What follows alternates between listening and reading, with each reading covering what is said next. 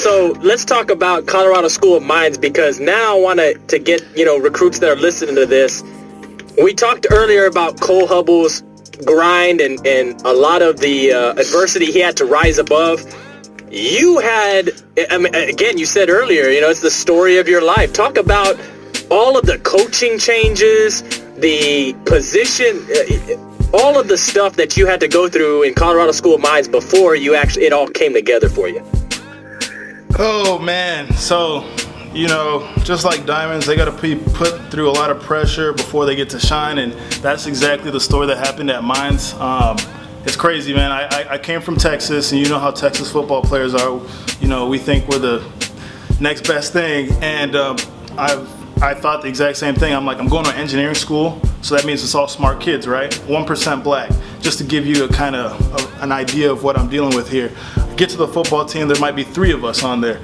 I'm already an athlete. I start off our 4x1 at Churchill, our 4x2, we set a school record. So I just think I'm, an athlete. I've played well. I got myself recruited. The same thing that every young guy goes through. I get to practice the first day. I get in a fight because I'm going too hard. And that was kind of foreshadowing what would happen next in my, 4 years or 5 years at Mines. So the first year I have to get redshirted. They redshirt everybody automatically. I struggle with that because I always believe I'm the best. No matter what I do, I'm going to make sure I work enough to prove that. So I did that. The first year I played, they had me at outside linebacker because of my athletic ability. They thought they could utilize me. The outside linebacker position had to play Sam and end, which means, so we had a balanced defense. So half the time I had to be covering, different formations, understanding, what routes are going to be ran, and covering the trips. And if you know my story, I came from Churchill where I just played DN. So what am I doing backpedaling again? And now I have to know the balanced defense, so I have to know what the end does, and then if the strength is away, I got to know what the Sam does. And basically they put me at the position where your smartest defensive player needs to be, because that Sam was the one calling the strength and telling everybody else what we were running. Putting everybody in position. Putting everybody correct, and I can 100% tell you I had no clue what the heck I was doing. I was like, and I told them that, and that's when things got rough. Because it's one thing not to know what you're doing, it's another thing to ask for help.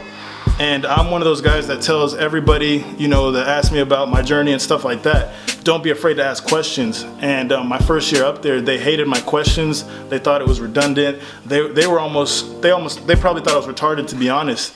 And that's what I struggled with most, was because I'm just being vulnerable, telling you I don't know how to do this. Can you please show me? I've never played a position like this. I played D-end, and that first year at Mines, the coach that loved me the most told me that he thought I was a failure.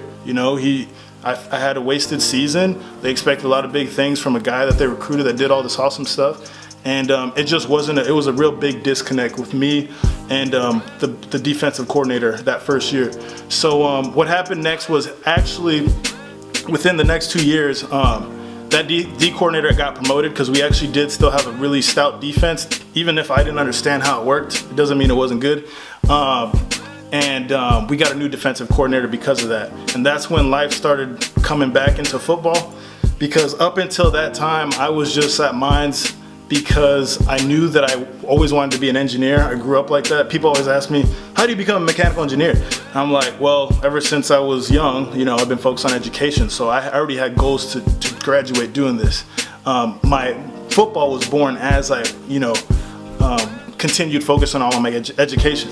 So I did that, and that new defensive staff came in, and they saw a guy that was on the team that was nothing against my team, but they saw me as the best athlete on the team, and they were wondering why I wasn't being used. Like, why is this guy being wasted? Shouldn't we be using him somewhere? Hey, Emmanuel, before we get to that, now talk about, you were talking about Coach Hill wanting you to stay in Texas. Now, I know that there was a point in time where they were like, hey, just take a visit to Trinity.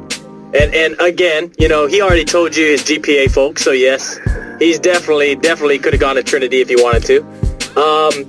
Tell the audience why you didn't go to Trinity. So that's funny that you bring that back up, because that's something I don't really tell people because I don't want them knowing. But yes, your boy E-Man actually considered, leaving the Colorado School of Mines, and that was a really low point in my life, because I've never been somebody to quit anything I do, regardless of what it is. It's just not who I am. And Coach Hill really saw me struggling that year. I would always talk to him about it. And he said, you know what, do me a favor. On your Christmas break, come out. Trinity loves you. I've told them so much about you. They know you're a good kid. They have the engineering. They have everything you need, and you'd be back here. And like I told you, Coach Hill would love. He also went to Trinity, so there's a lot of things going on there. And I did. I checked out the school. The coaches were awesome. They had a position ready for me, exactly the position that was being created at Mines for me. But like I said, I couldn't see myself just doing that. I know to some people transferring, makes sense, and I have nothing against it. But with my story and who I am, I saw it as quitting, and that's just not something that I could do. Like I had to finish what I started, and that was at Mines. Well, so understand that, recruits. Understand that if you carry that mindset, that's going to help you through a lot more than you would even think. So let's get back to now that new position. They created a Leo position for you. Oh yeah. So the Leo position, man, I didn't know what a Leo was before, but once I did, I loved it. I never wanted to leave. Basically a blitz and defensive end, so much freedom. It brought high school Texas football back to me, and that's when it was reborn to I actually have a chance to play professional football. They took advantage of literally every asset that I have. My jump off the ball, my quickness laterally, they saw it. I literally asked the coach, I was like, do you want me to attack the B gap or the A gap on this play, on this blitz? He said, I want you to go where the light shows up. If I couldn't get any better than this, and I was so blessed, and even in the spring, I kept telling my mom, if I get hurt before the season, I know that I did everything I can, and I'm so blessed because this is unreal. I never thought I'd have this much fun after what I went through those last 2 years. And the struggle that I had to go through to see that these coaches came in here and they saw so much potential and they took full advantage on it, to the point that they even had schemes that they were planning to use where they're like, we'll move him to inside linebacker for this game, and then we'll move him to outside defensive end for this game, then we'll move him on the line. And they were just moving me around so much, to the point that that's exactly what happened in high school, but they looked at it as a positive. They were like, we can use him. And Leo is when the RMAC, my conference in Colorado, that's when they recognized me. They're like, this guy, we didn't know who he was the last year. He was a special teams guy that, playing gunner. And now he's a defensive end. We don't know what gap he's coming through because the coaches gave him that freedom to choose. And it was amazing. So I go through that year.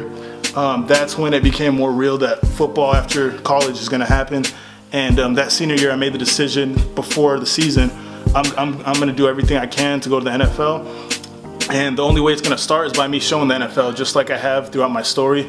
Nobody ever believed me. Nobody ever knew who I was. Nobody knows my name, so I got to show them. So I started the Instagram. I didn't know what Instagram was. I put up film of me working out. I was in the best shape of my life before that season. I'm always in the best shape of my life now, but, at the time. Yes. So, just in case y'all it's funny how as you get older, the definition of best shape of your life changes, doesn't it? Yeah. Man, but I'm serious. I put up so many cool videos, and that's when people on social media started seeing I was working. I had a season. That senior season was probably the hardest season, other than the difficulties with coaching and stuff like that. So we got a new coaching staff. I should say that too. So I went through 3 defensive coaching staffs at Mines, not because of bad reasons. 3, folks. 3. Not because of bad reasons. And shout out to Coach Seymour. That was our D coordinator that gave me the position, Leo.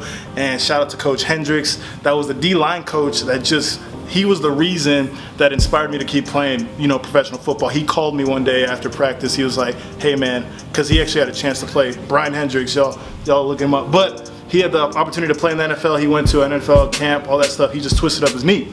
So if somebody from the NFL tells you, a guy at a D2 school, that nobody thinks anything more of him than, he's a good athlete here, and they tell you, I think you can make it at the next level, and you're somebody like me, you're going to take that to the fullest and go hard all day. So Coach Nicholson got me on the diet plan, and man, I was set. So after they left, because we had such a good season, so we went, I think we were co-champions. Yeah, that's exactly the year. 2014 we went co-champions. The team that we went co-champions with, CSU Pueblo, shout out. They actually won the national championship in D2 football. So that's just to let you know that, like Colorado School of Mines, engineering, we actually play really good football. So I did that. Senior year came back. Every team wanted to double team, triple team me, and somehow I was still able to make some plays, get recognized, and get a look, get invited to a little D2 NAIA bowl game, perform at a CU Pro Day, go to New Orleans Regional Combine and get recognized as a standout linebacker, which is hilarious because I didn't get to play linebacker in college, and now I transitioned to that. And then story just kept, the story is unreal for me. As I'm going through it, I'm thanking everybody along the path that's helped me. I'm looking back where I came from and how I know nothing, and I don't try and tell people I know anything. I'm always the one that wants to learn. And that's actually helped me get to the next level in every stage of my life.